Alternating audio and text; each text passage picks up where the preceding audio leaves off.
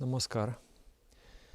The question is, why so many people come to spiritual path and go away from the spiritual path? In the past, the teachers of meditation, the gurus, the sages, they used to test their disciples. They used to make sure that the disciple contains all the important qualities that will enable him or her to achieve his or her goal. Nowadays, spirituality is not luxury anymore. Everyone needs to come to the spiritual path because our intellectual development is so high, it has become dangerous. Because once you are so developed, either you become divine or you become demonic. If you find the spiritual current in your life, then you will further develop and become divine. And if you didn't, that thirst that is an attribute of developed consciousness, that infinite thirst within, directed to the material sphere, will lead you astray into the heavier material existence, into the gross mundane things, and finally the consciousness will degrade and will also become harmful because there is this coinciding of infinite spiritual thirst within and attempt to realize, to fulfill that thirst in the mundane realm, in the physical realm, make a person demonic. Anyway, that's another topic. So what I want to say, that before, in the past, thousands of years ago, spirituality was not really, it was not absolute necessity. Human beings, somehow they developed. They went through their process of evolution. But now, it is a bifurcation point. We all must start today to move along the spiritual path, otherwise our civilization will not survive. So, the style of teaching is different. The gurus of the past, they could test the disciple for 10 years, for 20 years, until they are sure that the disciple has developed all the necessary qualities to succeed on the spiritual path. The teachers of today, the gurus of today, they don't have that luxury. Today, everyone must follow somehow the spiritual path. This is the goal, to spread the spiritual ideas as wide as possible, to inspire everyone to move along the path of naturalness, along the path of, fulfilling our inborn spiritual instinct. Then we will be able to build a harmonious society. Otherwise, we will destroy our civilization. So the teachers must teach lessons of spirituality to disciples. But, so the style is changed. The gurus of before, they would test the disciples for 20 years, then they would give initiation, and immediately the disciple will receive realization, because all the qualities are ripe now. And now the style is different. You are given initiation, you are given the first step, and then you start practicing. And in 20 years or 30 years, you will receive, year by year, you will receive one by one some realizations, some understandings, and then till the final realization. So, but in both cases, in the past, the disciple must have some qualities.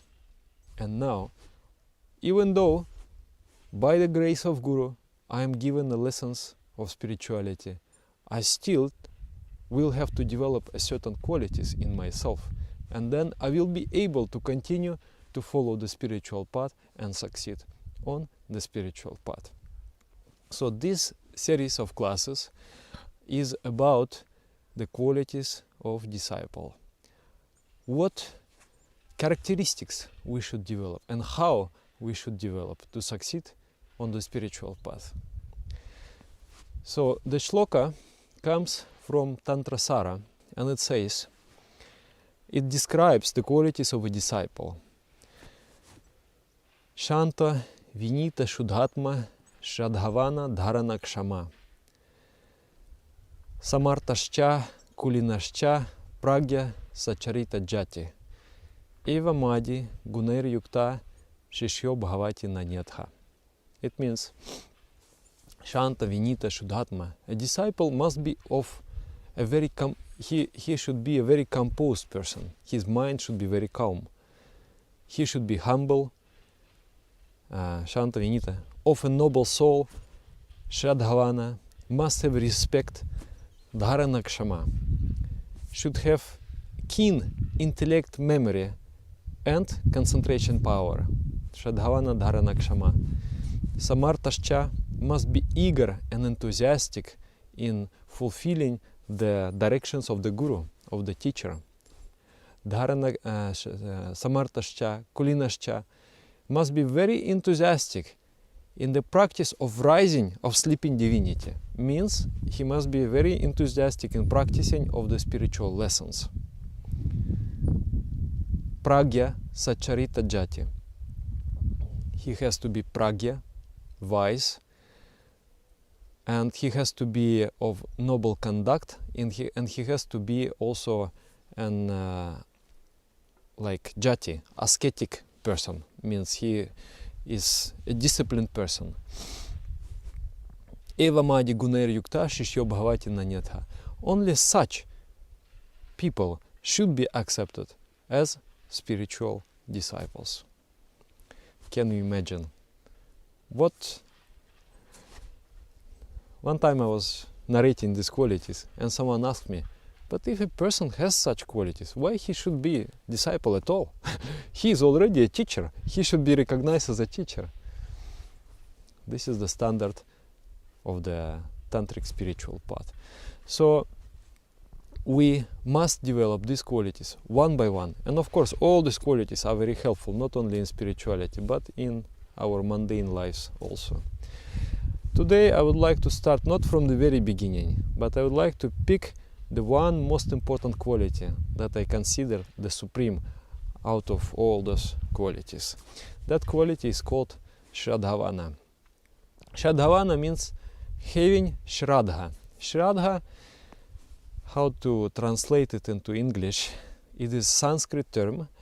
In English there is no parallel, there is no synonymous word. It is many things together. It is, in one way, it is respect, adoration. It is also faith. Yeah. Shrad Satyam Iti Shraddha. It means accepting something as the ultimate goal, accepting the truthfulness of your goal, and then directing all your mental force, all your mental effort towards attainment of that goal. So this is the quality. Is also one of the secrets of success in the spiritual life, to have Shraddha. So what is this Shraddha? Another interpretation we can say it is a devotion towards your goal. What is this devotion? There is emotion, and then there is devotion.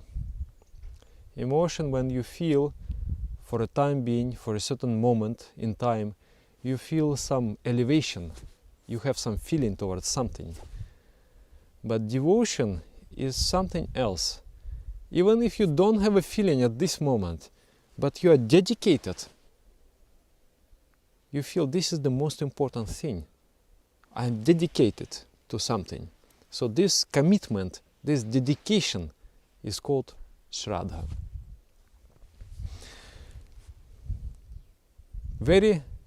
In the modern world, this quality is disappearing slowly. I remember one time I had a friend and we used to be very friendly. We used to be very close and very good. I thought so. But then I was going into another country I'm going to move permanently into another country, I asked, are you going to come this evening? There will be some, goodbye party. And that friend said that, oh, sorry, I would like very much, but I have planned to go to some barber shop, something like this. So that moment I understood this barber shop is more important, and we spent much time together. We had many good emotions. We have said many good words to each other. So I understood that in this culture maybe, or in this upbringing of this person, there was no element of devotion. There was not element like devotion. Finally, what delivers you to the supreme realm is that dedication and devotion, nothing else. There is no other quality that will compare with devotion. But that devotion is not coming out of nothing. It is tasted every day in everyday life. Do you have devotion towards your friends? Do you have devotion towards your parents? Do you have devotions towards your wife and husband? Dedication, that I'm dedicated. So if you are able to feel and to follow the path of devotion in day-to-day life, be faithful to your friends, then you will be able also to follow in the spiritual path. Spiritual path, devotion to the path, devotion to the guru, devotion to the ideals, to the principles, that all will be there. So this is like many people, they consider meditation as something where actually, what is this devotion? Devotion is mature spirituality. Immature being only seeks to take something, to get something from everywhere and everybody. And mature being thinks and seeks an opportunity to give something. So devotion is this, is a commitment towards giving. So in the beginning, people feel that meditation is something for me. What will I get from meditation? Good feelings, efficiency, maybe my career will be, more successful, maybe my health will improve, maybe so many things. There are so many, maybe there is a list, big list of benefits of meditation. So people start doing it, but actually it's not correct, it's wrong. From the very beginning it is wrong. And we are also guilty, because we advertise. How to entice the person on the spiritual path? You have to advertise, so meditation is, good for this and this and that. But this is not true motivation. It's not right motivation. And you are not going to succeed on the path of meditation with that motivation. Of course, somewhere middle way, motivation will change. I've seen people, they started for very awkward reasons to do meditation.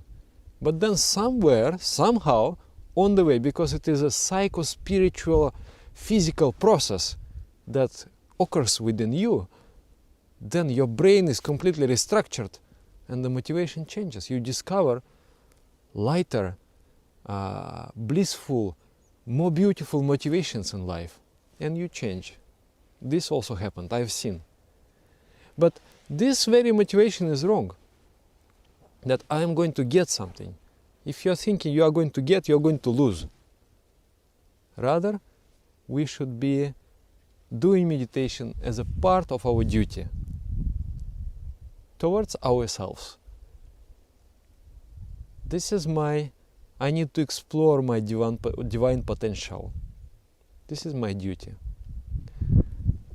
Supreme Being, Supreme Consciousness has created me, has given me this body, has given me this Dharma, this nature, to expand towards infinity. This is my duty towards Him, to fulfill His expectation, to do this sadhana, to do this process.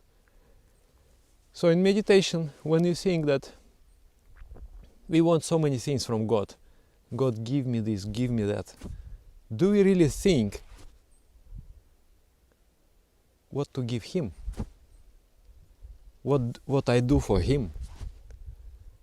In meditation, many people on the spiritual path, people think that, I do meditation, and therefore He must protect me, He must, help me somehow, as if you are, giving a favor to Him. You are doing meditation, wow, how wonderful, everybody should praise you.